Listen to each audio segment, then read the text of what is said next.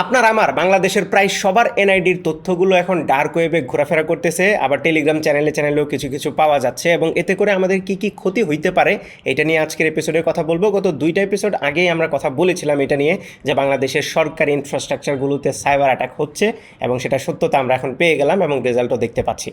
এছাড়াও গ্লোবাল যে এআই কোম্পানিগুলো আছে তার বেশিরভাগগুলোই এই মুহূর্তে লসে আছে, এবং কী পরিমাণে লসে আছে সেটা আপনাদেরকে জানাবো। বাট সবগুলো কোম্পানির মধ্যে একটা কোম্পানি আছে যে পুরা মানে একদম প্রপোর্শন থেকে বাইরে হয়ে গিয়ে বিদ্যুৎ গতিতে অনেক বেশি প্রফিট করতেছে। সেই কোম্পানিটা কি এটাও আপনারা জানতে পারবেন। এবং বাংলাদেশে মোবাইল ডেটা ইউজার সংখ্যা এত বেশি কেন, ব্রডব্যান্ড আনলিমিটেড এবং প্রাইসও কম, তারপরেও মানুষ মোবাইল ডেটা কেন ইউজ করে সেটাই আমরা আজকের এই এপিসোডে জানবো। এবং আমি আছি আপনাদের সাথে হোস্ট সোহাগ, আর আমি হচ্ছে আপনাদের কো-হোস্ট এম খালিদ। আজকে এপিসোডটা অনেক জোস হইতে যাচ্ছে, কারণ অনেক ইন্টারেস্টিং কিছু বিষয়াদি নিয়ে আমরা আলোচনা করব। এবং আপনাদেরকে জানিয়ে রাখি, আমাদের এই podcast tech matters powered by Tuktak সব সপ্তাহে একদিন আমরা আপলোড করে থাকি, এবং আমাদের লাইফে যত ধরনের ইম্পর্টেন্ট টেকনোলজি আছে সেগুলো নিয়ে আমরা কথা বলি। সেটা হতে পারে টেক নিউজ, কোনো ডিবেট, কিংবা আরও নানান রকমের টপিক। So stay tuned. এবং আপনাদেরকে আমরা মূল আলোচনায় যাওয়ার আগে একটা জিনিস বলে দিই, আপনারাও কিন্তু চাইলে আমাদের এই পডকাস্ট এপিসোডে জয়েন হতে পারেন, গেস্ট হিসেবে আসতে পারেন। সরি, সেজন্য আপনাকে কি করতে হবে, আমাদের একটা টেলিগ্রাম চ্যানেল আছে, ডিসক্রিপশনে লিঙ্ক দেওয়া আছে, আপনি সেখানে গিয়ে জয়েন করবেন। জয়েন হওয়ার পরে আমাদের একটা ফর্ম দেওয়া আছে, সেই ফর্মটা আপনি ফিল আপ করবেন। জাস্ট সেখানে আপনার ডিটেলটা লিখবেন এবং আপনি কী নিয়ে কথা বলতে চাচ্ছেন সেই জিনিসটা জানাবেন। তাহলে আমরা সেখান থেকে একজনকে সিলেক্ট করবো, একজন না মানে কিছুদিন পর পর যখন আমরা অ্যাপ্রোপ্রিয়েট কোনো গেস্ট পাবো তাকে নিয়ে আসবো আমাদের স্টুডিওতে, অথবা স্টুডিওতে না আসতে পারলে আমরা জুম কিংবা অনলাইনে যে কোনোভাবে কানেক্টেড হয়ে গেস্ট হিসেবে নিয়ে নেবো। যাই হোক, অনেক ইন্ট্রোডাকশন হয়ে গেল, এবার আমরা অ্যাকচুয়াল ডিসকাশনে চলে যাই। আর প্রথম যে ডিসকাশনটা আমরা করতে চাচ্ছি এটা হচ্ছে গিয়ে আমাদের এনআইডির যে ইনফরমেশনগুলো আছে সেগুলো ডার্ক ওয়েবে পাওয়া যাচ্ছে, এটা কতটুকু সত্য? এটা নিয়ে সরাসরি নিউজ হয়েছে, আমরা পোস্টও করছি। পোস্টে রিয়াকশন অনেক আসছে, মোটামুটি অনেকেই কমেন্ট করতেছে যে এগুলো আগে থেকেই পাওয়া যায়। তবে রিসেন্টলি তারা একটা এটা সরাসরি নিউজে দেখাইছে যে আমাদের ইনফরমেশনগুলো, অনেকগুলো ইনফরমেশন আর কি ডার্ক ওয়েবে পাওয়া যাচ্ছে।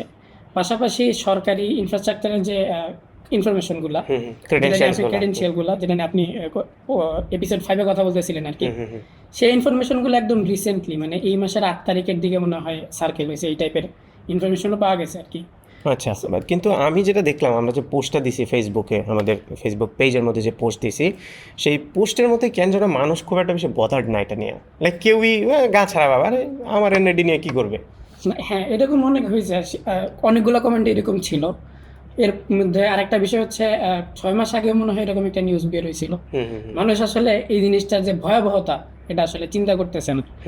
ভয়াবহতা হচ্ছে আপনার এনআইডি ইনফরমেশনটা কিন্তু আপনার মেইন সব কিছুতেই আছে, আপনার ব্যাংকে আছে, এমএফএস ইউজ করলে এমএফএসে আছে। ইভেন যারা মানে ব্যাংক এবং এমএফএস এর চাইতে আমার মনে হয় বাংলাদেশের মানুষ তার ফেসবুক অ্যাকাউন্ট নিয়ে বেশি ওয়ারিড। তার ফেসবুক অ্যাকাউন্টও কিন্তু যদি রিয়েল নাম, রিয়েল এনআইডি দিয়া, রিয়েল ডেট অফ বার্থ দিয়ে করা হয়, যেমন আপনার অ্যাকাউন্টে যদি আপনার রিয়েল নাম এবং আপনার ডেট অফ বার্থ থাকে, আর এই দুইটা ইনফরমেশন যদি আমি জানি, তাহলে কিন্তু আমি ফেসবুকের কাছে অ্যাপ্লাই করতে পারবো আপনার এনআইডি দিয়ে, এবং ক্লেম করতে পারবো যে আইডিটা আমার। এভাবে কিন্তু আপনার আইডি আমি হ্যাক করতে পারবো। আইডির বিষয় তো আছে, এখন তারপরেও দেখেন সিকিউরিটির বিষয়ে কিন্তু তারা খুব একটা কনসার্ন না, তারা এইসব বিষয় নিয়ে খুব একটা মাথা ঘামাচ্ছে না। কিন্তু এটা কিন্তু একটা ভয়াবহ বিষয়।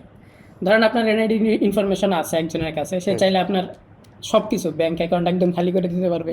আপনার যত ধরনের ইনফরমেশন আছে মানে অনলাইন ভিত্তিক বলেন, আর এখন তো বেশিরভাগ ইনফ্রাস্ট্রাকচার ইনফরমেশনগুলো অনলাইনে চলে গেছে। সরকারি যে কাজগুলো করেন সেক্ষেত্রে কিন্তু অনলাইনে আপনার আইডি কার্ডের প্রয়োজন হয়। এখন দেখা যাবে আপনার জমি জমা নিয়েও হইতে পারে, ওখানে ইনফরমেশনের দরকার, আপনার আইডি কার্ড দিয়ে ওখানেও তারা টেম্পারিং করতে পারবে।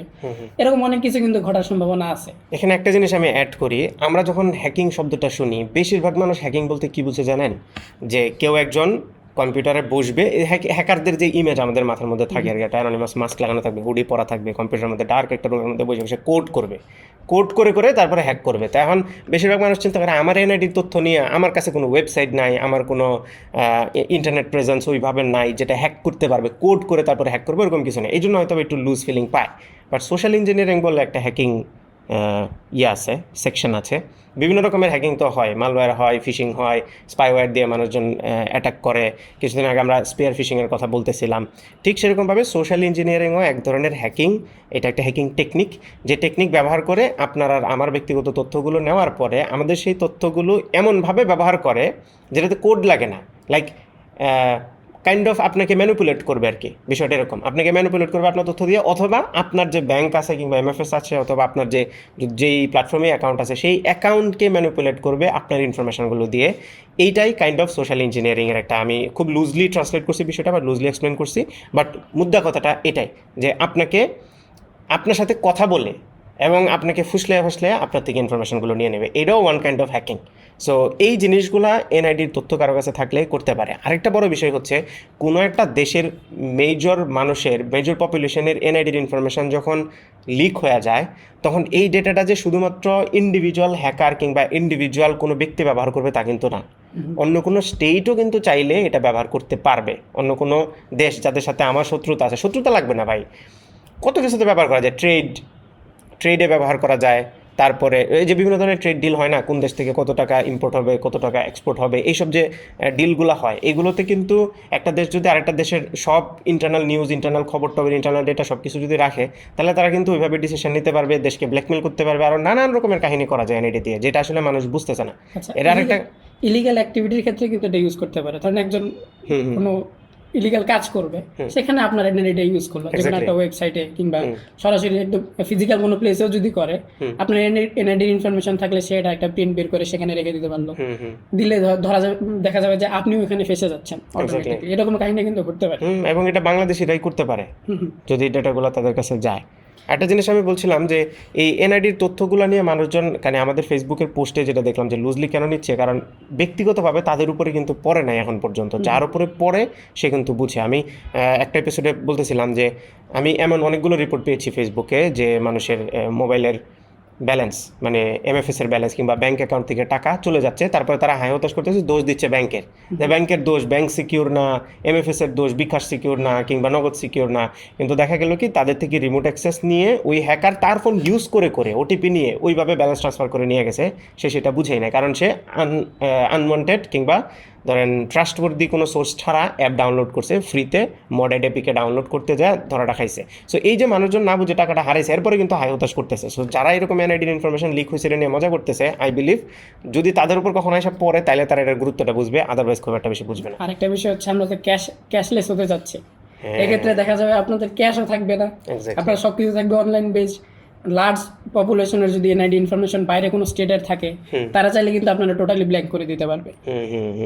বাংলাদেশে কয়েকদিন আগে একটা মুভি হয়েছে অন্তর্জাল নাম মুভিটার, ওই হ্যাকিং রিলেটেড, যদিও আমার কাছে একটু কিছু জিনিস একটু ক্রিঞ্জ লাগছে এবং অ্যাক্টিংও খুব একটা বেশি ভালো হয় না সব অ্যাক্টরগুলার, বাট মুভিটার এরকমই একটা মেসেজ ছিল যে হঠাৎ করে ব্যাংক হ্যাক হয়ে গেছে আর মানুষজনের কাছে টাকা নাই, সো একজন কী পরিমাণে বিপদে পড়ে, একজনের অপারেশন হবে তার টাকা দিতে পারতেছে না, একজনের পরীক্ষার ফি দিতে হবে, আজকে লাস্ট ডেট না দিলে পরীক্ষা দিতে পারবে না, মানে এই ধরনের অনেক ঝামেলা হয়েছে। এটা তো মুভি দেখছেন, এটা কিন্তু আমরা 24-এ পরে আমরা সরাসরি 24 আপরাইজিংয়ে আমরা কিন্তু সরাসরি এটা এক্সপিরিয়েন্স করছি। সো ডেফিনেটলি এটা খুবই ভয়ঙ্কর একটা জিনিস। এবং আর কী ডেটা হ্যাক হয়েছে সব তো আর ডার্ক ওয়েবে পাবলিশ হয় নাই, হ্যাকাররা যেগুলো নিছে নিঃসন্দেহে তারা যেগুলো তাদের কাছে বেশি ইম্পর্টেন্ট মনে হয়েছে সেগুলো হয়তো লিক করে নাই। বাট এটা আমরা জানি, যেটা আমরা লাস্টে প্রথম এপিসোড 5-এ আমরা যেটা কথা বলতেছিলাম, যে হ্যাকাররা অ্যাটাক করছে তারা কিন্তু স্টেট ব্যাকড একটা হ্যাকিং গ্রুপ। যদি তারাই হয়ে থাকে তাহলে ডেফিনেটলি তাদের এটার পিছনে বড় একটা উদ্দেশ্য আছে এবং সেই উদ্দেশ্য বাস্তবায়নের জন্য তারা কিন্তু থামবে না। সো আমার মনে হয় বাংলাদেশ সরকার এবং আমাদের যত সাইবার এক্সপার্টরা আছে, যারা হচ্ছে বাংলাদেশের সাইবার স্পেসকে সিকিউরিটি দিয়ে থাকে, তাদের আরেকটু সচেতন হওয়া উচিত এই জায়গাতে। এবং আমার মনে হয় না যে এগুলো খুব টাফ কোনো অ্যাটাক করে এগুলো নিছে। বাংলাদেশের cyber security infrastructure to be honest আমি যতটুকু জানি অত বেশি স্ট্রং না। এটা নিয়ে আমার প্রশ্ন ছিল আর কি, বাংলাদেশে যে একদম টপ লেভেলের লোকজন আছে যারা এই কোর ফিচারগুলো মেনটেন করে, অনলাইন ওয়েবসাইট এসব মেনটেন করে, এখানে মনে হয় না যে একদম সঠিক লোক আছে আর কি, যারা এই জন্য এনাফ এডুকেটেড বা এই সম্পর্কে এনাফ জানে, এরকম লোক মনে হয় খুব কম। এখনকার দৃশ্যটা আমি আসলে তো জানি না, তবে আমি কিছুদিন আগের কথা বলতে পারি, 5-6 বছর আগের কথা। আমার এরকম একটা এক্সপিরিয়েন্স হয়েছে যে একটা ছেলে ছিল যে হ্যাকিং খুব ভালো পারে, আমি পরিচয় দিব না, হ্যাকিং খুব ভালো পারে এবং সে এরকম গভর্নমেন্ট ইনফ্রাস্ট্রাকচারের একটা লুপ হোল বের করছে, একটা ভালনারেবিলিটি বের করছে এবং সে রিচ আউট করছে। নর্মালি এদেরকে বাউন্টি হান্টার বলে, যে ওরা হচ্ছে কোনো একটা সাইটের ভালনারেবিলিটি বের করার পরে ওই সাইটের অ্যাডমিনকে রিচ আউট করে আর বলে যে ভাই তোমাদের এই ভালনারেবিলিটিটা আছে, ফিক্স করে দাও, আমি ফিক্স করে দিচ্ছি, বা এর জন্য একটা বাউন্টি দেয় আর কি। সো এরকম বাউন্টি হান্টার আছে একটা ছেলে, তো ও রিচ আউট করছে অ্যান্ড ও আমার সাথে যে এক্সপিরিয়েন্সটা শেয়ার করলো যে ভাই খুবই বাজে রেসপন্স ওদের, লাইক এগুলো নিয়ে ওরা বদার্ডই না, যে এখানে একটা প্রবলেম আছে, একটা ব্যাকডোর অটোমেটিক্যালি আমি খুব ইজিলি বের করে ফেলছি, এটাতে ওরা বদার্ডই না। সো তখন আমি বুঝছি যে না, ওই সময়ের অবস্থাটা খারাপ ছিল, এখন কেমন আমি জানি না আসলে। মানে যেমন ধরেন যে এনআইডির ডেটাগুলো মেনটেন করে, হুম হুম সে যদি এই টেকনোলজি সম্পর্কে তার ধারণা কম থাকে, এরকম কিন্তু অনেক হয় যারা আছে ধরেন বেশিরভাগ ক্ষেত্রে যারা পুরাতন লোকজন আছে এখন পর্যন্ত, তারা কিন্তু কম্পিউটার ঠিকভাবে ইউজও করতে পারে না, এরকম লোকজনও কিন্তু সরকারি ইনফ্রাস্ট্রাকচারে আছে। হুম তাদের ক্ষেত্রে কিন্তু তাদের এই ডিসিভ করা বা তাদের সিস্টেম হ্যাক করা কিন্তু খুব সহজ, কিন্তু তার কাছে কিন্তু কোর ইনফরমেশনগুলো আছে, কিভাবে আইডি কোনো ডেটা এন্ট্রি করতে হবে বা ইনফরমেশনগুলো আপডেট করতে হবে, হ্যাঁ exactly. এই বিষয়গুলো কিন্তু তাদের কাছে আছে। তাদেরকে যদি অ্যাটাক করা যায় বা তাদের ইনফরমেশন যদি থাকে, তাহলে কিন্তু আমরা সবাই বিপদে আছি এমনি।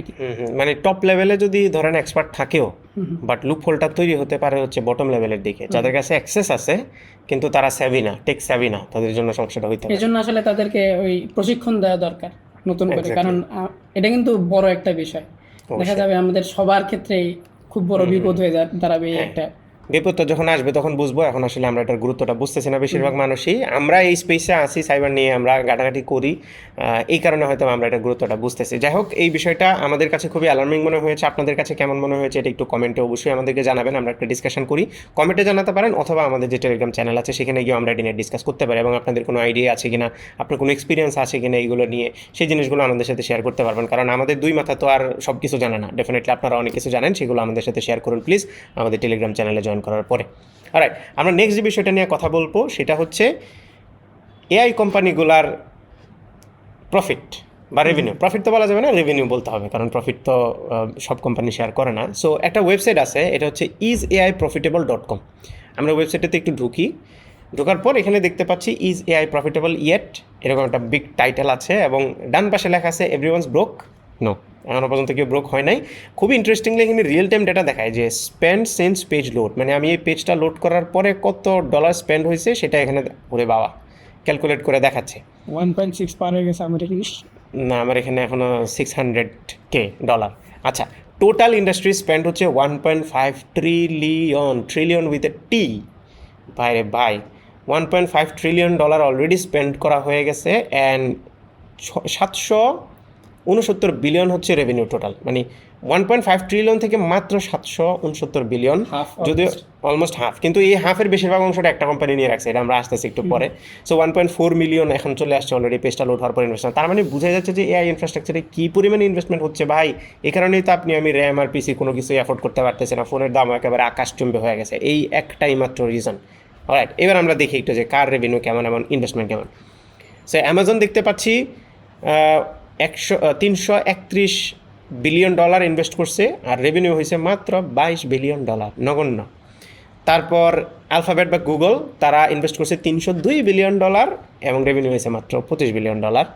সেই সাথে মেটা সবচেয়ে দুর্দশায় আছে যে 238 বিলিয়ন ডলার তারা ইনভেস্ট করছে, এখান থেকে রেভিনিউ পাইছে মাত্র 3 বিলিয়ন ডলার। তবে মেটার একটা জিনিস আমি আরেকটু ঘাটাঘাটি করার পরে বুঝলাম যে ওরা এখনও পর্যন্ত না রিসার্চ ফেজে আছে, R&Dতে আছে এখনও পর্যন্ত, ওরা আসলে রেভিনিউ কিংবা প্রফিটের দিকে এখনও পর্যন্ত নজর দেয় নাই। কজ ওরা তো মোস্টলি হার্ডওয়্যার বেসড বিজনেস করার প্ল্যান করতেছে এখন, মেটা গ্লাস বলেন কিংবা VR হেডসেট বলেন, ওইগুলোতে ওরা প্রচুর পরিমাণে ইনভেস্ট করতেছে, এবং ওদের যে প্ল্যাটফর্মটা হরাইজন, যেটাতে মেটাভার্স তারা তৈরি করতে চাচ্ছে, ওই হরাইজনের পিছনে প্রচুর টাকা ইনভেস্ট করতেছে, কিন্তু ওই পরিমাণে রিটার্ন এখান থেকে নাই। আচ্ছা, আমার মনে হয় এটা শুধুমাত্র এআই এর ক্ষেত্রেই কত ইনভেস্ট করছে এই ও জিনিসটা আচ্ছা আচ্ছা, হ্যাঁ, এটা তো এআই শুধুমাত্র। বাট হ্যাঁ, মেটা নিয়ে আমরা গত এপিসোডে কথা বলতেছিলাম না, ওইটার ইয়ারটা আমি শেয়ার করলাম আর কি। মেটা এই জায়গাতে এআইতে খুবই বাজে পারফর্ম করতেছে। নেক্সট হচ্ছে মাইক্রোসফট, ওকে, কিছুটা ওকে, 256 বিলিয়ন ইনভেস্ট করে মাত্র 31 বিলিয়ন হচ্ছে তারা রেভিনিউ পাচ্ছে। ওরাকল 92 বিলিয়ন ইনভেস্ট করছে আর পাইছে 45 বিলিয়ন। ওপেন এআই, চ্যাটজিপিটির মাদার কোম্পানি, তারা 62 বিলিয়ন ডলার ইনভেস্ট করে 26 বিলিয়ন ডলার রিটার্ন পাইছে বা রেভিনিউ পাইছে। এটা কিন্তু প্রফিট না, বাই দ্য ওয়ে, এখান থেকে খরচ টরচ আরও অনেক কিছু মাইনাস যাবে, মানে রেভিনিউ। এটা প্রফিট হয় যখন আপনি সব কিছু বাদ দিয়ে যেটা পকেটে নিয়ে ঘরে যেতে পারবেন, ওটা হচ্ছে প্রফিট। এগুলো প্রফিট না, এটা হচ্ছে জাস্ট আপনি কত টাকা ইনকাম করছেন, এরপরে আপনার কোম্পানির বেতন আছে এমপ্লয়ীদের, তারপরে আপনার খরচ আছে, এইগুলো বাদে। তারপর অ্যানথ্রোপিক, ক্লডের mother company, 33 billion dollar invest করে 22 বিলিয়ন ডলার রেভিনিউ পাইছে। তারা অনেক ভালো পজিশন আছে, তারা ইনভেস্টমেন্ট খুব বেশি করে নাই কিন্তু রেভিনিউ ভালো পাইছে। ক্লডের জন্যই আসলে তারা এত রেভিনিউ পাচ্ছে। আচ্ছা, আর কিছু কোম্পানি আছে যেগুলো অত বেশি ওয়েল নোন না, যেখানে আমরা না যাই ওদিকে। ডিপসিক একটু ওয়েল নোন, ওরা অনেক 0.3 বিলিয়ন ডলার মাত্র ইনভেস্ট করছে, তাতেই তারা কত বের করে ফেলছে, 0.1 বিলিয়ন তারা বের করে নিয়ে আসছে। তো তাদের ইন্টারেস্টিং হচ্ছে মাইক্রন, এএমডি, মাইক্রন, এএমডি এবং এনভিডিয়া, এই তিনটা কোম্পানি আছে যারা রেভিনিউ বেশি পাচ্ছে। কেন জানেন? ওই যে একটা কথা আছে না, যখন গোল্ড রাশ চলে তখন আপনি গোল্ডের পিছনে না ছুঁইটা শাবল বিক্রি করেন, এইটাই হচ্ছে শাবল গিয়ে। বিক্রেতা। এরা হচ্ছে শাবল বিক্রেতা, এই তিনজন হচ্ছে শাবল বিক্রেতা, সবাই গোল্ড রাশ, এআই এআই এআই এর পিছনে ছুটতেছে। এরা কয় নাও ভাই তোমার এআই যে কম্পিউটারে চলবে এই কম্পিউটারটা আমাদের থেকে কিনো। আর এই একটা কাজ করেই কিন্তু এই তিনটা কোম্পানি রেভিনিউ করতেছে। আচ্ছা, প্রথম দুইটা তাও বাদ দিলাম, ধরেন মাইক্রন 26 বিলিয়ন ইনভেস্ট করে 34 বিলিয়ন পাইছে, এএমডি ইনভেস্ট করছে 27 বিলিয়ন, পাইছে 36 বিলিয়ন। তাদের রেভিনিউর যে পার্সেন্টেজটা সেটা কিন্তু কমে, যে 8 বিলিয়ন আর 9 বিলিয়ন, একজন 8 বিলিয়ন একজন 9 বিলিয়ন। কিন্তু ভাই এনভিডিয়া যে ইনভেস্ট করছে 228 বিলিয়ন, তার রেভিনিউ হচ্ছে 516 বিলিয়ন, মানে 288 বিলিয়ন তারা শুধু রেভিনিউ করছে, যেটা কত আর নিচের দিকে আবার কত হচ্ছে রেভিনিউ ইনস্ট্যান্টলি সেটাও বাড়তেছে। তার মানে বুঝতেছেন এই সবগুলো কোম্পানির মধ্যে একমাত্র এনভিডিআই আছে যে সবচেয়ে বেশি প্রফিটেবল, সবচেয়ে বেশি বেনিফিট পাচ্ছে, এবং সব কোম্পানিগুলোতেই এনভিডিআর ইনভেস্টমেন্ট আছে। এই জন্য কিন্তু একটা ওই যে মানি সার্কেল দেখাইছিলাম একটা ভিডিওতে মনে হয় আমি, সেখানে হচ্ছে এনভিডিয়া মাঝখানে সেন্টারে, ও সবার কাছে ইনভেস্ট করতেছে, সব কোম্পানিগুলোকে ইনভেস্ট করতেছে, আবার সব কোম্পানিগুলো এনভিডিয়া থেকে প্রোডাক্ট কিনতেছে। তো এনভিডিয়া মূলত কাহিনীটা কি করছে, নিজের টাকা দিয়ে নিজের প্রোডাক্ট সেল করতেছে, নিজেই টাকাটাকে ঘুরাচ্ছে, ঘুরায় ঘুরায় মার্কেটে শেয়ার বড় করতেছে, আর পৃথিবীর সবচেয়ে বড় কোম্পানি হয়ে গেছে। এক্ষেত্রে কিন্তু তারা ইনভেস্টমেন্টের ক্ষেত্রে ইনভেস্ট করতেছে ঠিকই, কিন্তু কিনতে হলে নগদ টাকা ওদের থেকে কিনতে ওদের হবে, কাছেই কিনতে হবে। এক্স্যাক্টলি, মানে যে ইনভেস্টটা করতেছে ওই টাকা আবার ওর কাছেই ফেরত আসতেছে উইথ প্রফিট। ওরা প্রোডাক্ট ইনভেস্ট করতেছে না, ওরা খালি টাকা ইনভেস্ট করতেছে, কিন্তু ওদের কাছ থেকে প্রোডাক্ট নিতে হবে। হ্যাঁ, প্রোডাক্ট ওদের কাছে আছেই অলরেডি। ওরা মানে বিষয়টা বুঝছেন যে আমার টাকা আমি কাউকে ধার দিছি, কাইন্ড অফ ধার না, ইনভেস্টমেন্ট আমি তাকে দিছি, এবং তার থেকে আমি প্রফিট সহ ওই টাকাটা আবার ফেরত আনতেছি, আমার প্রোডাক্ট ওই দিক দিয়ে সেল হচ্ছে। মানে আরে ভাই মজা, পেশাই পেশা পুরা, একদম জোস একটা বিজনেস মডেল এনভিডিয়া ক্যাচ করছে। এবং এই এনভিডিয়ার এই কাহিনীর কারণেই কিন্তু অনেকে ধারণা করতেছে যে এআই বাবলটা খুব তাড়াতাড়ি বার্স্ট হবে, বিকজ এই টাকাটা মানে কয়েকটা কোম্পানির মধ্যেই জাস্ট ঘুরতেছে, গোল গোল ঘুরতেছে। যদিও এটা ডটকম বাবলের মতো এত সিভিয়ার হবে বলে মানুষ মনে করে না, কারণ ডটকম বাবলে সাধারণ মানুষের পয়সা ছিল বেশি, ইনভেস্টমেন্ট সাধারণ মানুষ প্রচুর ইনভেস্ট করছে, কিন্তু এআই কোম্পানিগুলোতে মেজর মেজর কোম্পানিগুলোই বেশি ইনভেস্ট করছে, সাধারণ মানুষ ইনভেস্ট করছে কিন্তু সেটা পরিমাণে কম ডটকম বাবলের তুলনায়। যাই হোক, এআই এই কোম্পানিগুলোর এই কাহিনী দেখে আমরা একটা জিনিস কনক্লুড করতে পারি যে এআই এখনও পর্যন্ত রেভিনিউ স্টেজে যায় না। এখন অনেকে বলতে পারে ভাই এত লস দিয়েও কোম্পানি কেন ইনভেস্ট করতেছে, বিকজ এআই একটা নতুন টেকনোলজি, ফেয়ারলি নিউ অন্যান্য টেকনোলজির সাথে কম্পেয়ার করলে। সো এখনও বেশিরভাগ কোম্পানিগুলোই R&D সেকশনে আছে, সবাই এখনও রিসার্চ অ্যান্ড ডেভেলপমেন্টে আছে, এখনও পর্যন্ত কেউই লাইক ওই মানি মেকিং ফেজে যায় নাই। তারা সবাই ইনফ্রাস্ট্রাকচার ডেভেলপ করতেছে, এবং একটা রেস শুরু হয়েছে যে কার আগে কে কত পাওয়ারফুল মডেল করতে পারে, ট্রেন করতে পারে, কার আগে কে সবচেয়ে বড় ইনফ্রাস্ট্রাকচার দাঁড় করাইতে পারে, এটা এখন চেষ্টা করতেছে। সো ইনফ্রাস্ট্রাকচারটা যখন দাঁড়াবে এরপরে যা মানে রেভিনিউর কথা চিন্তা করা যাবে, কিন্তু সেটা কবে দাঁড়াবে এই এস্টিমেশনটা তো আমরা পাচ্ছি না। এটা এখন আরেকটা বিষয় হচ্ছে এআই কিন্তু আবার হ্যাকিং শুরু করছে।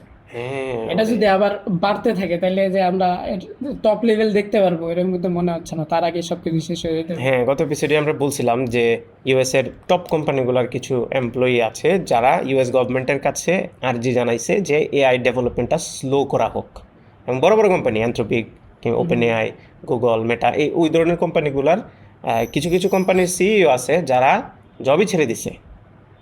এবার বুঝেন কী পরিমাণে অ্যালার্মিং। সো হ্যাকিংয়ের কথা বলতেছিলেন, আমরা হ্যাকিং ফেসের ঘটনাটা তো সবাই মোটামুটি জানি, যে হ্যাকিং ফেস হ্যাক হয়ে গেছিলো ওপেন এআই এর একটা মডেল একটা স্যান্ডবক্সের মধ্যে ট্রেন আপ করতে গিয়ে। এরপরে কিন্তু এই সিমিলার ঘটনা আমরা আরও মাল্টিপল টাইমস দেখছি। টোটাল 19টার মতো মনে হয় কাহিনী ঘটছে। ওরে ভাই, 19টার মতো কাহিনী ঘটছে, যেখানে এআই ট্রেন করতে গিয়ে, এআই মডেলকে ট্রেন করতে গিয়া সে লিক হয়ে অন্য কোম্পানিতে যে অ্যাটাক করছে। তার মধ্যে সবচেয়ে সিরিয়াস ছিল অ্যানথ্রোপিকের মিথস নামে একটা, ও হচ্ছে 19টার মধ্যে 17টা অ্যাটাক ও একাই করছে, ওর দ্বারা গেছে। চিন্তা করেন। এবং এই অ্যাটাকের মধ্যে আমার কাছে সবচেয়ে বেশি ডেঞ্জারাস যেটা লাগছে যে মিথস গিটহাবের একটা রিপোতে অ্যাটাক করছে, এবং সেই গিটহাবের রিপোতে মালওয়্যার ইনজেক্ট করার জন্য সে নিজে মাল্টিপল গিটহাব অ্যাকাউন্ট খুলছে। খোলার পরে সে রিয়েল ব্যক্তির মতো, রিয়েল পার্সনের মতো সে ওখানে ডেটাটা ইনপুট করছে, কন্ট্রিবিউট করছে কোডটা। তারপরে ওইটার যে অ্যাডমিন ছিল ওই গিটহাব রিপোজিটরির, সে আইসা, মানে ওই প্রজেক্টটার, সে আইসা বলতেছে যে এই কোডটা আমি টেস্ট করছি, এটাতে মালওয়্যার আছে, ঠিক আছে, এটা ইনজেক্ট করা যাবে না, এটা অ্যাড করা যাবে না। তারপরে মিথস আবার রিপ্লাই দিছে, না আমি এই কোড নিজে টেস্ট করছি, নিজে পড়ছি, এটাতে কোনো মালওয়্যার নাই। মানে আপনি বুঝতেছেন কী পরিমাণে ডিসিভ ও করতেছে। মানে পুরা হিউম্যান লাইক বিহেভিয়ার ও ওখানে দেখাচ্ছে, মানে এইটাই সবচেয়ে বেশি আমার কাছে ডেঞ্জারাস লাগছে, যে ও হয়তোবা ওর কোনো একটা ত্রুটি ছিল ওর কমান্ডের মধ্যে, বা ওর বুঝাতে কোনো একটা ত্রুটি ছিল, এটা নিয়ে অ্যানথ্রোপিক রিসার্চও করতেছে, অ্যানথ্রোপিক এটা নিয়ে ঘাটাঘাটি করতেছে, বাট ঘটনাটা করছে কি ও মেথডটা কি ফলো করছে দেখছেন, পুরা হিউম্যান বিহেভিয়ারটাকে মিমিক করছে, এবং সে নিজে একজন হিউম্যান সেজে তারপরে ডিসিভ করার চেষ্টা করছে মালওয়্যারটা ওই গিটহাব প্রজেক্টটাতে ঢোকানোর জন্য। এটা ডেফিনেটলি অ্যালার্মিং, এবং এরকম ঘটনা আপনি বললেন 19টার মতো ঘটছে, তাহলে এটা ফিউচারে আরও ঘটবে। এটা নিয়ে ডেফিনেটলি দেখা উচিত। কোম্পানিগুলো অলরেডি রিসার্চ করতেছে, তারা অ্যাসিওর করতেছে যে না এটা বের হবে না, সাধারণ মানুষের লাইফের ক্ষতি করার মতো জায়গায় এখনও যায় নাই, কিন্তু এই পাওয়ার সম্পর্কে আমরা আইডিয়া করতে পারছি। এরা এখনো ক্ষতির পর্যায়ে না গেলেও তাদের কাছে কিন্তু এই যে ইনফরমেশনগুলো তারা পাচ্ছে এ সম্পর্কে কিন্তু আইডিয়া থাকবে। পরবর্তী যদি স্যান্ডবক্সের ভিতরেও রাখে তখন কিন্তু ওরা নিজেরা হয়তো বা চেষ্টা করবে যে না আমরা তাহলে আরেকবার চেষ্টা করে দেখি। যদিও হ্যাঁ এআই তো নিজে থেকে শিখতে চায়, শেখার কারণে কিন্তু দেখা যাবে পরবর্তীতে নিজে থেকে অনেক কিছু করে ফেলতে পারে। না ওর কাছে কি ডেটা থাকতেছে কি থাকতেছে না, ও কি রাখতেছে না এই সম্পর্কে ক্লিয়ার আইডিয়া কিন্তু নাই আমাদের। এবং ও যে কাজ করে, ও কোন প্রসেসে কাজ করে, থট প্রসেসটা কি, এটাও কিন্তু এআই কোম্পানিগুলো জানে না। যেটাও আমরা কথা বলছি ব্ল্যাক বক্স বলে এটাকে, যে আসলে ওই বক্সের ভিতরে মানে ওই জায়গাটাতে কি হচ্ছে, এআই কীভাবে থিঙ্ক করতেছে, কীভাবে কাজটা করতেছে, এটা অলরেডি আমাদের জানার বাইরে, এটা পুরো অজানা রয়ে গেছে। সো ডেফিনেটলি আননোন একটা ওয়ার্ড। সো এটা অবশ্যই খুবই দুর্বিষহ একটা ব্যাপার যদি এইভাবে আগাইতে থাকে। যাই হোক, আমরা অপটিমিস্টিক হই, এআই আমাদের লাইফকে ইজি করতেছে এটা আমরা জানি, কিছু কিছু ক্ষেত্রে কঠিনও করতেছে এটাও আমরা জানি, এবং এই জটিল কঠিনের খেলা নিয়েও আমরা আলোচনা করব। আজকের এপিসোডে হয়তো বা সময় হবে না, অনেকগুলো টপিক আছে, বাট অন্য একটা এপিসোডে আমরা এই টপিকটা নিয়ে কথা বলতে পারি যে এআই আসলে আমাদের লাইফ কতটুকু ইজি করতেছে নাকি উল্টা কঠিন করতেছে সামনের দিকে গিয়ে, এই জিনিসটা নিয়ে আমরা কথা বলবো। ওকে, এই মধ্যে আমি আপনাদেরকে আরেকটা জিনিস রিমাইন্ড করিয়ে দিই, আপনারাও কিন্তু আমাদের এই পডকাস্টে গেস্ট হিসেবে আসতে পারবেন। যদি আসতে চান তাহলে আমাদের একটা টেলিগ্রাম চ্যানেল আছে, যেই চ্যানেলের লিঙ্কটা ভিডিও ডিসক্রিপশনে দেওয়া আছে, গো চেক ইট আউট। সেখানে জয়েন করে একটা ফর্ম আছে, ওটা ফিল আপ করে আপনি আমাদের এই এপিসোডে মানে আমাদের এই পডকাস্টে টেক ম্যাটার্স পডকাস্টে গেস্ট হিসেবে চলে আসতে পারবেন। ওকে, নেক্সট আমরা যে টপিকটা নিয়ে কথা বলবো, এটা আই থিঙ্ক আপনার খুব পছন্দের একটা টপিক, সেটা হচ্ছে ইন্টারনেট ইউজার, বাংলাদেশে ইন্টারনেট ইউজার। বাংলাদেশে এমন একটা ডেটা পাওয়া গেছে যে এখন পর্যন্ত বাংলাদেশে মোবাইল কানেকশান, আমরা যদি সিম কানেকশানের কথা বলি, মোবাইল কানেকশান ইউজার সংখ্যা অলমোস্ট 19 কোটি। আচ্ছা, এখানে একটা ক্লারিফিকেশান দেই, মানুষজন মনে করতে পারে ভাই বাংলাদেশের জনসংখ্যা কত, তাইলে জনসংখ্যা তো জানি আমরা 20 কোটির আশেপাশে, সেই জায়গায় 19 কোটি মোবাইল ইউজার কেমন হয়? তাহলে কি ঘরতে জন্ম নেওয়া বাচ্চাও ফোন ইউজ করে? এইটার ব্যাখ্যা আপনি কীভাবে দেবেন? না, যে এক একজন মাল্টিপল সিস্টেম ইউজ করে, মাল্টিপল সিম ইউজ করে আর কি, আপনার নিজেরও জিপি সিম থাকতে পারে, বাংলা লিঙ্ক থাকতে পারে, এজন্য আর কি ইউজারটা বাড়ছে। আমার তো জিপি 2টা আছে। ওইভাবে আর কি ইউজারের সংখ্যা বাড়ছে, ওই জন্য 19 কোটির মতো হয়েছে আর কি। আমি 2টা আছে, মানুষজন আবার ভুলভাল ভাবতে পারে। আমার ব্যবসায়িক কাজে আমি ব্যবহার করি একটা, আরেকটা আমার পার্সোনাল কাজে ব্যবহার করি। এমন লোকও আছে যে 5টা-7টা করে সিম। হ্যাঁ, যদিও এটার এখন লিমিট আছে, কয়টা 10টা না, 10টা করতে পারবে পার হেড এখন 10টা করে সিম সর্বোচ্চ কিনতে পারবে। আর এখানে আরেকটা ইম্পর্টেন্ট তথ্য আছে, সেটা হচ্ছে ইন্টারনেট ইউজার সংখ্যা। মানে আমাদের দেশে যদি আমরা সিম সংখ্যা বলি, তাহলে সিম সংখ্যা তো আছে অলমোস্ট কত 19 কোটির কথা বললাম, কিন্তু আপনি যদি মোবাইল ইন্টারনেট না, টোটাল ইন্টারনেট ইউজার সংখ্যা বলি, তাহলে 13 কোটির মতো ইন্টারনেট ইউজার আছে বাংলাদেশে, 19 কোটি থেকে 13 কোটি। সো নাম্বারটা ভালো, মানে অনেক মানুষ ইন্টারনেট ইউজ করে বলতে হবে। এই নাম্বারটা আরও যদি কোভিডের আগেই যদি আপনি যান, তাহলে এই নাম্বারটা আরও অনেক কম থাকতো। আমরা একজ্যাক্ট নাম্বারটা জানি না, বাট ডেফিনেটলি অনেক কম থাকতো। কোভিডের পর থেকে এই রাইজটা, ইন্টারনেট ইউজার সংখ্যার বৃদ্ধিটা অনেক বেশি হয়েছে। সো 13 কোটি এই মুহূর্তে ইন্টারনেট সংখ্যা আছে। আপনি গেস করেন যে 13 কোটি থেকে ব্রডব্যান্ড ইউজ করে কত %? ব্রডব্যান্ড ইউজার অ্যারাউন্ড 10-15% হবে। এক্স্যাক্টলি, মাঝামাঝিটা, মানে আপনার এই দুই সংখ্যার মাঝামাঝিতে আছে, সে হচ্ছে অ্যারাউন্ড 13-14%, এরকম হচ্ছে ব্রডব্যান্ড ইউজার সংখ্যা। সো এই যে বিশাল একটা গ্যাপ, মানে বাংলাদেশে ইন্টারনেট ইউজ করে 13 কোটি মানুষ, এখান থেকে যদি আমরা 13% করি কথার কথা, তাইলে মাত্র 2.5 কোটি থেকে 2 কোটি, আমরা 2 কোটি ধরি, একটা লাইক ভালো নাম্বার নেই। 13 কোটি থেকে মাত্র 2 কোটি মানুষ ব্রডব্যান্ড কানেকশন ব্যবহার করে। ব্রডব্যান্ড কানেকশন বলতে আমরা বুঝাচ্ছি বাসার মধ্যে কেবল দিয়ে যে কানেকশনটা নেওয়া হয়, কেবল দিয়ে কানেকশন নিয়ে তারপরে মানুষজন যেটা ইউজ করে, যেটা ওয়াইফাই বলে মানুষজন। যদিও কমপ্লিটলি ডিফারেন্ট জিনিস, বাট মানুষজন যেটাকে ওয়াইফাই বলে বা ব্রডব্যান্ড কানেকশন যেটা, এই ব্রডব্যান্ড কানেকশনের সংখ্যা এত কম কেন, বা এই গ্যাপটা এত বড় কেন বলে আপনার মনে হয়? এক্ষেত্রে সবচেয়ে বড় বিষয় হচ্ছে প্রাইসিং। প্রথমত প্রাইসিংয়ে যদি আমরা কম্প্যারিজন করি বাইরের দেশের সাথে, ইউরোপ কান্ট্রির সাথে যদি কম্পেয়ার করি, বাংলাদেশে 100 এমবির একটা কানেকশন নিতে আপনার 1000 থেকে 1500 টাকার মতো খরচ হবে বর্তমান সময়ে। আর বাইরের দেশে এই খরচটা মোটামুটি $50 থেকে $80 মতো হ্যাঁ 100 এমবিপিএস এর জন্য। বেশি তো তাই। হ্যাঁ, এখন মনে করতে পারেন 100 এমবিপিএস এর কানেকশন বাংলাদেশে এত কমে পাওয়া যাচ্ছে, এটা কিভাবে সম্ভব? এখানে বড় একটা বিষয় হচ্ছে বাংলাদেশের বেশিরভাগ কানেকশনের মধ্যে একটা শেয়ার রেশিও থাকে। একটা কানেকশন ধরেন আপনি 100 এমবিপিএস নিছেন, এটা 8 জনের মধ্যে ভাগ হবে। ওকে 100 এমবিপিএসই থাকবে কিন্তু 8 জনের মধ্যে ভাগ হবে। এখন এই জন্যই কিন্তু পিক টাইমের একটা ব্যাপার থাকে। দেখা যায় যে আপনি 6টার পরে যদি ইন্টারনেট ইউজ করেন, 6টা থেকে তারা মনে হয় লিমিট দিয়ে দেয় যে আপনি 5টার পরের থেকে বা 6টার পরের থেকে 12টা পর্যন্ত স্পিড কম পাবেন, কারণ এই টাইমটা হচ্ছে পিক টাইম আর কি, পিক টাইম হিসেবে ওরা বলে। এই সময় 8টা ইউজারের মধ্যে 8টা ইউজার ইন্টারনেট ইউজ করতেছে। এখন আপনার 100 এমবিপিএস এর কানেকশন যদি থাকে, এই 100 এমবিপিএসটা 8 জনের মধ্যে ভাগ হচ্ছে, আপনি এভারেজে 12.5 এর মতো পাবেন।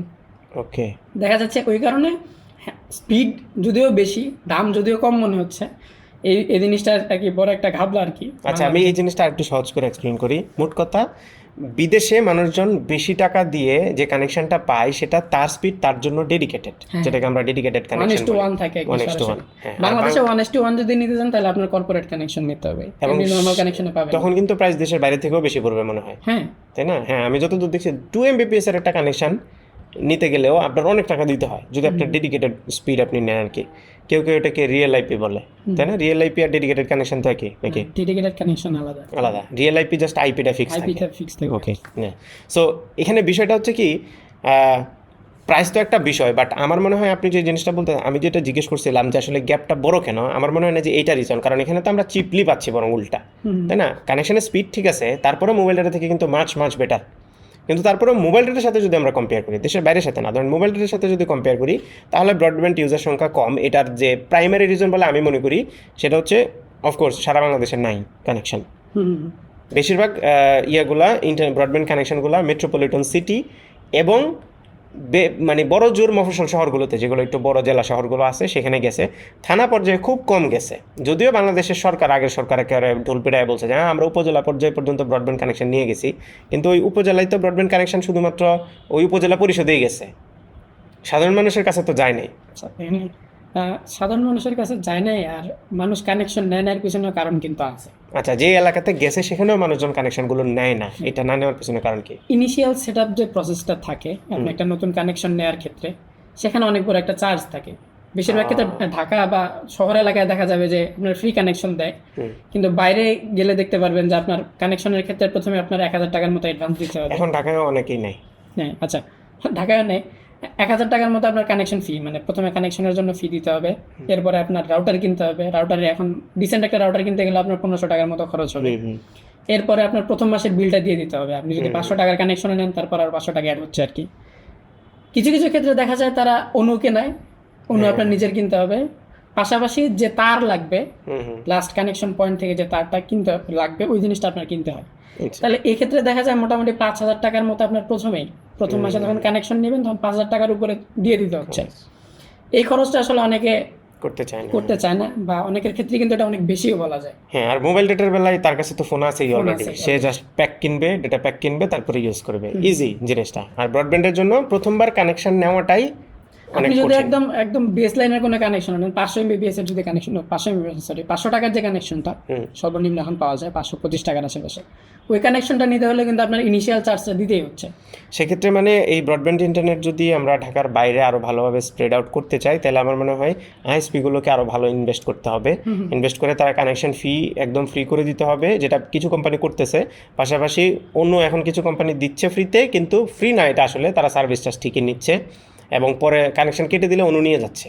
তো এটা করা উচিত যে আমরা সার্ভিস চার্জ নিব না, কানেকশন ফি নিব না, আমি আপনাকে অনু দিব এবং খুলে নেওয়ার সময় আপনার কানেকশন যদি কখনো কেটে দেন আমি অনুটা নিয়ে যাব, এটা করা যায়। সাথে কিন্তু তারা রাউটারও দিতে পারে, একটা বেসিক রাউটারও দিয়ে দিতে পারে। বেশিরভাগ মানুষের কিন্তু বেসিক রাউটারের উপর আর দরকার পড়ে না, একটা বেসিক 12 রাউটার হ্যাঁ ফ্রিতে যদি দিয়ে দেয়, তাহলে হ্যাঁ রাউটারটা আপনি ইউজ করেন, কিন্তু খুলে নেওয়ার সময় আমি নিয়ে যাব। 2জন বা 3জন যে ফ্যামিলিতে থাকে তার জন্য কিন্তু একদম বেসিক রাউটারই এনাফ। হ্যাঁ, এটা করতে পারে আইএসপিগুলো, বাট আমার মনে হয় না কোনো আইএসপি করবে, কারণ আইএসপিগুলোর মধ্যে যে বিশাল একটা সিন্ডিকেট কাজ করে, এইটা আমি বলতে চাচ্ছি। আমি নিজেও এটার এক্সপিরিয়েন্স করছি। লাস্ট আমরা অফিস যেখানে শিফট করছি আর কি, সেখানে তো আমরা এরকম ফাইনাতে পড়ছি যে ওই এলাকায় একজন আছে, তার কানেকশন ছাড়া অন্য কানেকশন নেওয়া যাবে না। এবং এটা শুধুমাত্র যে আমি এক্সপিরিয়েন্স করছি তা না, আরো বহু মানুষ এক্সপিরিয়েন্স করছে, এবং এটা আমার কারো কারো কারো বেলায় না এটা স্বাভাবিক হয়ে গেছে। না, আমাদের নিজের এলাকায় যেটা হয়েছিল, আমাদের প্রথমে আইএসপি ছিল একটা, ওই আইএসপি মোটামুটি 10-15 বছরের মতো এক এলাকায় ছিল, আর কোনো আইএসপি সেকেন্ড কোনো আইএসপি ছিল না। সেকেন্ড একটা আইএসপি আসার পরে তার কানেকশনের প্রাইস একটু কম ছিল, সার্ভিসও ভালো, মানে শহর এলাকার থেকে গ্রাম এলাকায় আসছে আর কি, ওকে, কানেকশন স্পিড ভালো ছিল। এখন আমরা যখন কানেকশন নিতে গেছি, আমরা কানেকশন পাইছি ঠিকই, কিন্তু কয়েকদিন পর পর তার কেটে নিত।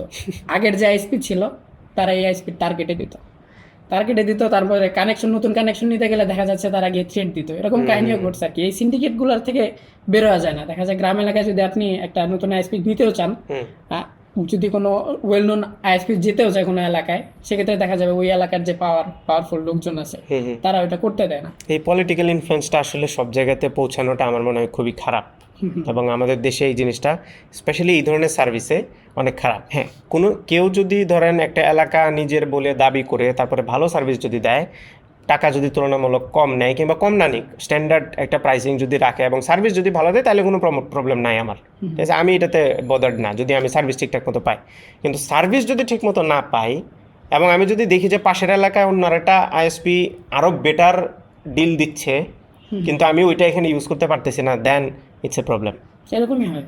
আর সার্ভিস যদি কেউ ভালো দেয়, তাহলে অন্য আইএসপি দিকে তো যাইতেও চাইবে না কেউ। সো তখন আর আপনার মানে পাওয়ার তো খাটাইতে হবে না, মানুষ এমনিতে ইউজ করবে। আপনার সার্ভিস ভালো, আপনার পাওয়ার থাকুক আর না থাকুক, আবার অন্য কোম্পানি এখানে আইসও জায়গা করতে পারবে না, যেহেতু আপনি অলরেডি একটা মার্কেট দখল করে আছেন।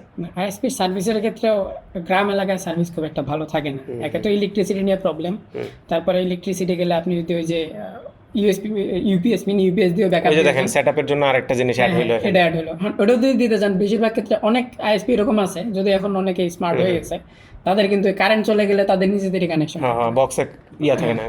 এই জন্য ওই আপনার যদি থাকে ইউপিএস থাকেও, তারপর আপনি ইন্টারনেট। আচ্ছা, এটা কিন্তু একটা বড় রিজন আপনি হাইলাইট করলেন মাত্র, যে কারেন্ট চলে গেলে ওয়াইফাই আর ইউজ করা যায় না। এটার কারণেও কিন্তু মানুষজন মোবাইল ডাটা ব্যবহার করে। মোট কথা, ব্রডব্যান্ড ইন্টারনেট কানেকশনটা এখনো পর্যন্ত ম্যাস পিপলের জন্য রেডি না আমাদের দেশে। এটার জন্য যে ইনফ্রাস্ট্রাকচারের দরকার, ইনফ্রাস্ট্রাকচার বলতে আমি বোঝাচ্ছি যে ইলেকট্রিসিটি কিংবা কেবলগুলো রাউট করা সারা দেশে, এই জিনিসগুলো এখনও রেডি না, যেই কারণেই গ্যাপটা এত বেশি। অথচ আপনি যদি কম্পেয়ার করেন, তাহলে মোবাইল ডেটা থেকে কিন্তু ব্রডব্যান্ড কানেকশন ফার বেটার। প্রথম সবচেয়ে ভালো যে জিনিসটা, আনলিমিটেড ডেটা।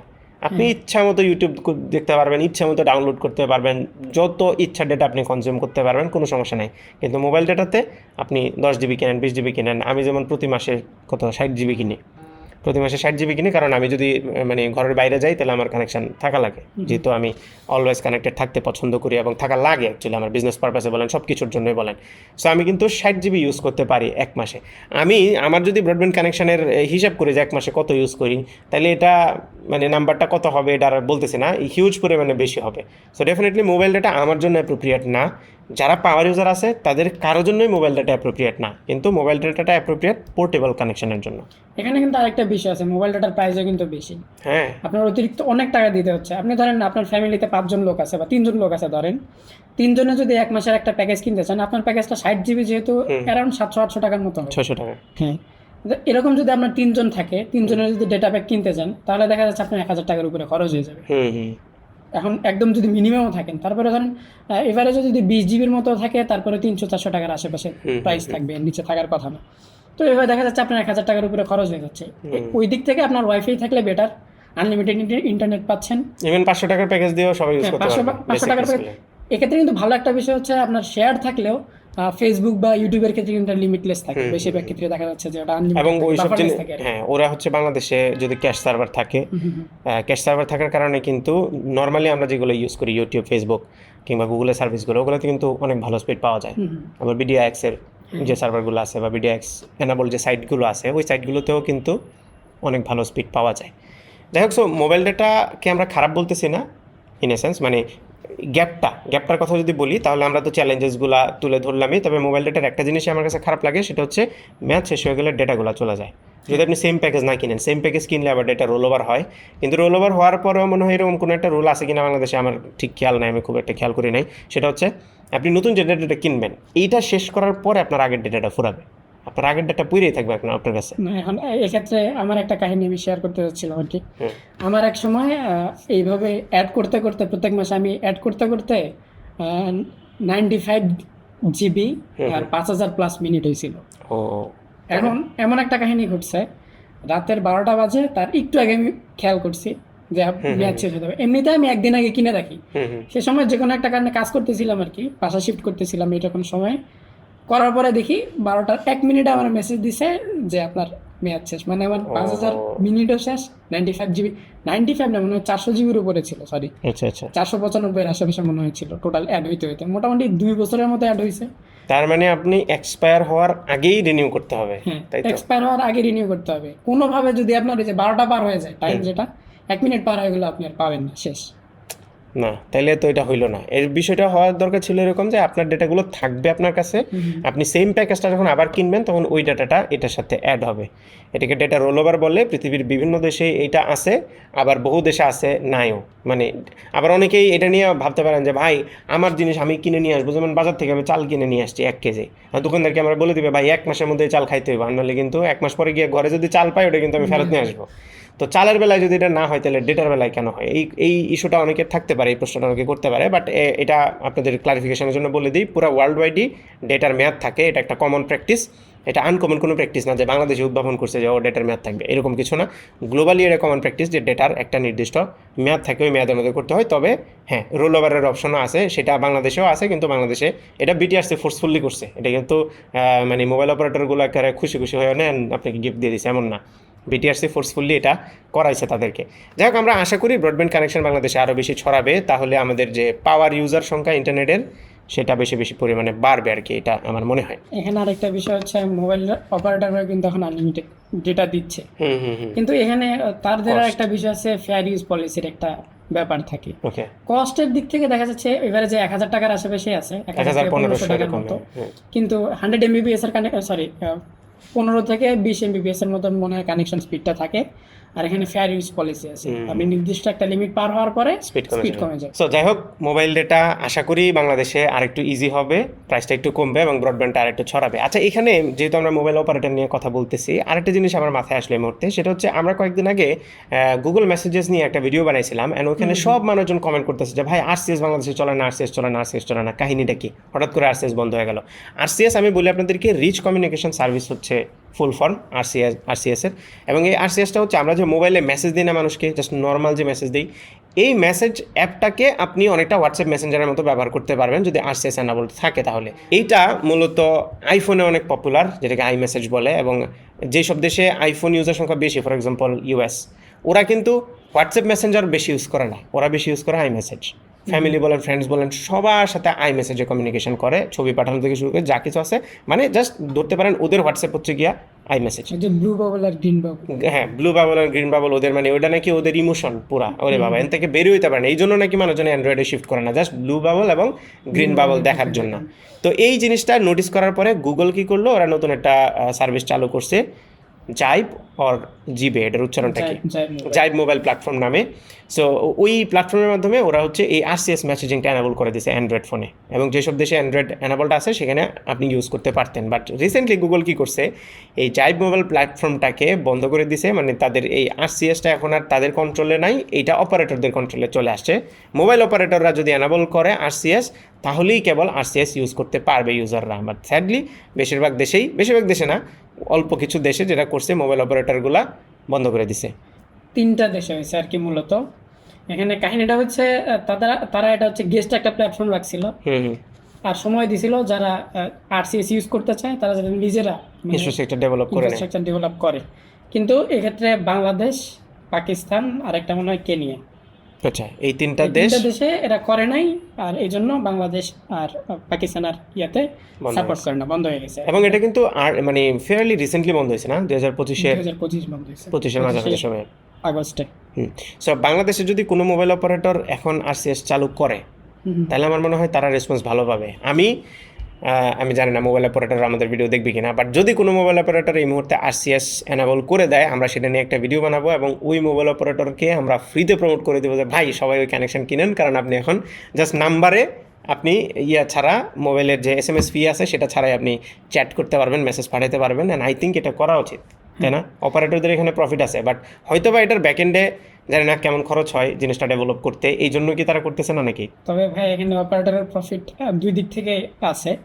এক হচ্ছে এসএমএস এর ক্ষেত্রে বাংলাদেশে প্রচুর পরিমাণে চার্জ করতে পারে তার। ধরেন প্রমোশনাল এসএমএস এর ক্ষেত্রে এখন যে চার্জটা করতে পারতেছে, আরসিএস এনেবল করলে এটা অনেকটা কমে যাবে, তাদের অপারেটরের এন্ডে কমবে, কিন্তু দেখা যাচ্ছে তাদের ওই দিক থেকে বেনিফিট একদিক থেকে কমতেছে। আর আরসিএস এর ইনফ্রাস্ট্রাকচার ডেভেলপ করতে এভারেজে যতটুকু দেখলাম 18 থেকে 60 কোটির মতো মনে হয় খরচ হয়। এটা আমাদের দেশের ইয়ার জন্য কোনো ব্যাপারই না। হ্যাঁ, এটা ব্যাপার না, ঠিক আছে, তবে প্রথম থেকে এরকম খরচ হয়। আর এখানে আরেকটা বিষয় আছে, তারা চাইলে গুগল থেকে রেন্ট নিতে পারে আর কি, ওই তাদের জাইভ মোবাইল প্ল্যাটফর্ম থেকে ওটারই ইউজ করতে পারে ব্যাক এন্ডে করলে, সেক্ষেত্রে মনে হয় চার্জ আছে, চার্জটা 5 থেকে 10 লাখের মতো, সরি 5 থেকে 10 কোটির মতো আর কি। আচ্ছা আচ্ছা, ওই ক্ষেত্রে দেখা যায় যে আপনার শেয়ার করতে হবে, যে পরিমাণ আপনি এসএমএস দিচ্ছেন সেই অনুযায়ী প্ল্যাটফর্মে তারা টাকা নিবে। আচ্ছা, বাট এটা আমার মনে হয় করলে অনেক ভালো হবে, যদিও আমাদের দেশে মানুষ হোয়াটসঅ্যাপ মেসেঞ্জারে অভ্যস্ত হয়ে গেছে, সো আরসিএস এ সুইচ কি পরিমাণে মানুষ করবে এটা একটা বড় ধরনের সন্দেহের ব্যাপার আছে। তবে সুইচ করার ক্ষেত্রে কিন্তু আরেকটা বিষয় হচ্ছে যে ইউজার, আমরা কিন্তু সেই পডকাস্টে ইয়ার কথা বলতেছিলাম, পডকাস্ট এপিসোড 5 এ 2G চলে যাবে। 2G যদি চলে যায় তখন কিন্তু স্মার্টফোনের দিকে মানুষের যাইতে হবে, তখন অপারেটর ইউজার বাড়বে, ইউজার বাড়লে তখন দেখা যাবে যদি যে অপারেটর আছে তারা আরসিএস আনে, তারা বেনিফিটেড হবে, কারণ তাদের এই যে এসএমএস এর ক্ষেত্রে যে আলাদা খরচ করতে হচ্ছে ওটা করতে হবে না, বা মার্কেটিং এর ক্ষেত্রে আরো অনেক ধরনের সুযোগ আসবে এসএমএস মার্কেটিং যেটা হবে। আরেকটা বিষয় ভাই, ফেসবুকে অ্যাড পেমেন্টের ক্ষেত্রে কিন্তু বিকাশ অ্যাড হয়েছে, এটা দেখছিলেন? হ্যাঁ, এটা আমি নোটিস করছি, যদিও এত ডিটেলে আমি দেখি নাই। বিষয়টা হচ্ছে মানে আগে তো আমরা কার্ড দিয়ে পেমেন্ট করতাম, মাল্টি কারেন্সি কার্ড লাগতো এবং সেই কার্ডে ডলার এন্ডোর্স করা লাগতো আর নানান কাহিনী করা লাগতো। এমনকি এগুলো কোনো কিছু ছাড়াই একেবারে বিকাশে পেমেন্ট করা যাবে? সরাসরি বিকাশ থেকে পেমেন্ট করা এর কি কোনো লিমিট আছে? যেমন কার্ডে আমরা এক বছরে হচ্ছে $12,000 খরচ, সরি $1,200 না, 1200 না, 12,000 $12,000 এক বছরে খরচ করতে পারে, এরকম কোনো লিমিট না। এই বিষয়টা একদম নতুন আসছে, এটা হয়তো টেস্ট ফেজেই চলতেছে, তবে অনেকেই দেখছে, অনেকে এটা কাজ এটা নিয়ে করতেছে। 17% ভ্যাট দিতে হয় কিন্তু। আচ্ছা, 17% ভ্যাট দিতে হবে যদি আপনার বিন না থাকে, বিজনেস আইডেন্টিফিকেশন নাম্বার। বিন না থাকলে 17% দিতে হবে, আর যদি সরি না, বিন থাকলে 17% দিতে হবে, আর যদি না থাকে 32% দিতে হবে। ও মাই গড, তাহলে বিশাল একটা ভ্যাট দিতে হবে। আচ্ছা, এটা আমরা একটা কাজ করতে পারি, আগামী এপিসোডে বা কোনো একটা এপিসোডে আমরা টেস্ট করতে পারি এটা, তাই না? অথবা আগে টেস্ট করে আমরা আমাদের এক্সপিরিয়েন্সটা শেয়ার করতে পারি। যদি বিকাশে পেমেন্ট করার মতো অপশন চলে আসে, তাহলে আই থিঙ্ক বাংলাদেশে ফেসবুক বিজনেসটা একটু বুম করবে, ফেসবুক মার্কেটিং যেটা। এখন তো বেশিরভাগ মানুষই হয় নিজের কার্ড ইউজ করে, আনলে যে কিছু এজেন্সি থাকে তাদের থেকে হচ্ছে বুস্ট করায় নেয়। সো এটা একটা ব্যাপার। আচ্ছা, এই কস্টিংটা কোনটার বেশি হবে? যদি বিকাশে কেউ পেমেন্ট করে তাহলে কস্ট বেশি হবে, নাকি এজেন্সির মাধ্যমে করাইলে কস্ট বেশি হবে, কি মনে হয়? বিকাশের পেমেন্টের ক্ষেত্রে মনে হয় কস্টটা বেশি হবে। যদি আপনার বিন থাকে তাহলে কমবে, তবে এজেন্সির ক্ষেত্রে দেখা যায় ওরা কিন্তু অনেক রেট কম রাখে আর কি, ডলার রেট হিসাবে রেট অনেক কম রাখে। তাছাড়া অ্যাডের ক্ষেত্রেও তারা নিজেরা ওই রিসার্চগুলো করে দেয় আর কি। ওরা মোস্ট প্রবাবলি দেশের বাইরে থেকে পেমেন্টটা করে, বাংলাদেশ থেকে করে না, কারণ বাংলাদেশ থেকে করলে তো যে ভ্যাট আছে এগুলো তো দিতেই হবে। বাংলাদেশে নর্মালি মনে হয় কার্ড দিয়ে পেমেন্ট করলে 10% মতো নিই। এক্স্যাক্টলি। সো হ্যাঁ, এই ওদের হয়তো বিদেশি কোনো কারোর সাথে অ্যাফিলিয়েশন আছে, ওখান থেকে দেয়, যে কারণে কস্টটা কম পড়ে। যাই হোক, তারপরও যারা আসলে ওই এজেন্সির কাছে যেতে চায় না, নিজের হাতে নিজে কন্ট্রোলটা রাখতে চায়, ছোট একটা বুস্ট করবে, সেক্ষেত্রে কারোর সাথে কন্ট্যাক্ট করতে চাচ্ছে না। হ্যাঁ হ্যাঁ হ্যাঁ, এক্স্যাক্টলি, তখন বিকাশটা একটা ভালো কাজ করবে আই থিঙ্ক, অ্যান্ড এটা একটা ভালো উদ্যোগ নিঃসন্দেহে। সো আমরা আমাদের পডকাস্টের একদম শেষে চলে এসেছি, আমাদের ফাইনাল টপিকটা নিয়ে কথা বলবো একটুখানি ব্রিফলি, তারপরেই আমরা চলে যাবো। আমরা শেষে আমাদের আরেকটা সেগমেন্ট আছে যেটা হচ্ছে memes review, tech meme, by the way random meme না, টেক মিম অনলি, সেই রিভিউতে আমরা যাবো। বাট তার আগে আমি একটা থট আমার মাথার মধ্যে প্রচুর ঘুরতেছে, সেটা হচ্ছে রিসেন্টলি স্যামসাংয়ের Fold 8 বের হয়েছে, যেটা হচ্ছে book style fold. And book style ফোল্ডটা বের হওয়ার পরে সবাই মার্কেটে একটা কানাঘুষা করতেছে যে স্যামসাং আইফোনের ফোল্ডকে কপি করছে, অথচ আইফোনের ফোল্ড এখনো বেরই হয় নাই। এখানে একটা তথ্য আমি জাস্ট ইউজারদেরকে, মানে আমাদের দর্শকদেরকে জানানোর জন্য আমি ইয়াটা রাখছি সেকশনটা, সেটা হচ্ছে আইফোনের সব ডিসপ্লে কিন্তু স্যামসাং বানায়। এটা অনেকেই জানে না, যারা আইফোন ইউজার আছে তারাও অনেকে জানে যে আরে আমার আইফোনের ডিসপ্লে বানায় স্যামসাং। বাট স্যামসাং যেহেতু আইফোনের ডিসপ্লে বানায়, সো আইফোন ফিউচারে কী ফোন আনতে যাচ্ছে এবং সেই ফোনের ডিসপ্লেটা কেমন হবে সেটার সব তথ্য কিন্তু স্যামসাংয়ের কাছে আছে। অ্যান্ড এই একটা কারণে আইফোন প্ল্যান করতেছে যে সামনে ফোল্ড আসবে, আইফোন ফোল্ড, এবং সেটার ফর্ম ফ্যাক্টর হবে এরকম বুক স্টাইল, ঠিক আছে? আর এইটা প্রিডিক্ট করে স্যামসাং বললো তাহলে আমরা আগে লঞ্চ করে ফেলি। এক্ষেত্রে কিন্তু ফার্স্ট রিউমার যেটা আসছিল ওটা অনেক আগে আসছে, অনেক আগে ক্ষেত্রে। হ্যাঁ হ্যাঁ। তারপরে অনেক আগে রিউমার আসার পরে স্যামসাং এরকম কোনো রিউমার বের করে নাই, হঠাৎ করে 2-1 মাস আগে মনে হয় প্রথম থেকে ইয়ে বের হয়েছে যে আমরা এরকম ফোন কারণ আনতেছি। ওদের তো দরকার ছিল না, ওদের রিমোট বের করার দরকার ছিল না, বিকজ ওদের কাছে টেকনোলজি আছে অলরেডি। এবং মানে আপনি ইমাজিন করেন রিসার্চ ডেটা কিন্তু অ্যাপল কিন্তু এই মাঝখানে যে ভাষা থাকে ক্রিজ, ওই ক্রিজ না কমানো পর্যন্ত ফোল্ডেবল বের করবে না, এরকম কিন্তু ওদের প্ল্যান ছিল। সো ওরা রিসার্চ করে ক্রিজ কমানোর মতো ডিসপ্লে বানাইছে, ওরা রিসার্চ ডেটা শেয়ার করছে স্যামসাংয়ের সাথে, স্যামসাং ওই ক্রিজলেস ডিসপ্লে বানাইছে, বানায়া আইফোন কেন না দিয়ে আগে নিজে ইউজ করে ফেলছে। মানে বিষয়টা অনেক জোস ছিল। যাই হোক, যদিও প্রাইস অনেক বেশি রাখছে স্যামসাং, আইফোনও অনেক বেশি রাখবে নিঃসন্দেহে, বাট আইফোন বেশি রাখলেও আইফোনের সেল হবে বেশি, স্যামসাংয়ের এটা অত বেশি সেল লেগাসি হবে না। ইউজারের কারণে বেশি সেল হয়। এক্স্যাক্টলি, আর স্যামসাং না থেকে অন্য ব্র্যান্ডও কিন্তু এটাকে চেষ্টা করছিল এই বুকস্টাইল বানানোর জন্য। হ্যাঁ, এটাকে অনেক ব্র্যান্ডই বানাইছে, Oppo বানাইছে, Oppo বানাইছে, পিক্সেলও কিন্তু বানাইছিল, পিক্সেল ওপো এটা সেম টাইমে বানাইছিল 20-21 বাট ওদের তো এই ফোনগুলো খুব একটা বেশি চলার কথা না, বাট ওয়াই বানাইছে, অনরও বানাইছে, সবাই বানাইছে, কিন্তু এই ওরা 1 বছরের মধ্যে এই মার্কেট থেকে আবার বের হয়ে গেছে। কিন্তু স্যামসাং আসার পরে যে পরিমাণ রেসপন্স পাচ্ছে তাতে মনে হচ্ছে না এটা মোটামুটি ভালো চলবে। চলবে। ওকে, যাই হোক, আমরা তাহলে মিম রিভিউতে চলে যাই। মিম রিভিউটা আমাদের খুবই পছন্দের একটা সেকশন, এবং এখানে আমি প্রথম যে মিমটা দেখাতে চাচ্ছি, যেহেতু আমরা এআই নিয়ে অনেক কথাবার্তা বলছি, তাই এই মিমটা আমার কাছে সবচেয়ে বেশি ফানি লাগছে। সো মিমটা এরকম যে একজন সাইকেল চালাচ্ছে, হাতে একটা স্টিক, আপনারা তো দেখতেই পাচ্ছেন স্ক্রিনে। Completely perfect product and good community, একটা প্রোডাক্ট বানাইছে, perfect community, perfect good useful একটা প্রোডাক্ট। এরপরে বলতেছে লেটস অ্যাড এআই, এবং এই স্টিকটা সাইকেলের চাকার ভিতরে দিয়ে দিছে, আর তারপরে পড়ে গেছে পিপল লেভ the product because it became shady. আর আই থিঙ্ক এটা সবচেয়ে বড় এক্সাম্পল হচ্ছে উইন্ডোজকে মানুষজন ছাড়তেছে।